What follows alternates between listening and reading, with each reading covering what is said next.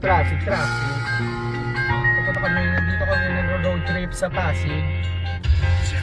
Ano si Kenneth? What's up, G? The Beat Lab. Umagang kay ganda, yan ang aking unang hirit. Pagbangon ay pinipilit at bitin sa panaginip.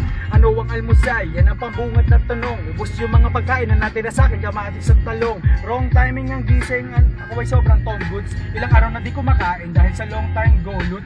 Humigalan dapat sandali, humaba ang pahinga. Diyos ko salamat kung di pinulikat, di pa didilat ang mata. Diretso sa PC, sino at ano na kaya ang ending. Sigurado marami na bago postahan ng FB, meron na ending. Dami ng bago, sang katutak yung mensahe at chat. Anong balita, kamusta? Tanong na halos lahat. Ba't wala daw mga bagong kanta, picture o status? Gustuhin ko mang ikwento, kaso nga lang bakatus. Sige, eto na, bad news ang nangyari. Kasi pare, ang epekto ng epekto sa grumabe. Nangyari na pa sobra, ang gastos na parami. Ilang taon ko kasi hinayaan na ang dragon sa akin maghari. Di na kailangan pa ng detalye, malamang naman ay gets na. Kung di ko pa tinigilan, malamang talagang the end. Not yet, di ko pa oras, pero pasyang ko na yata na buhay to.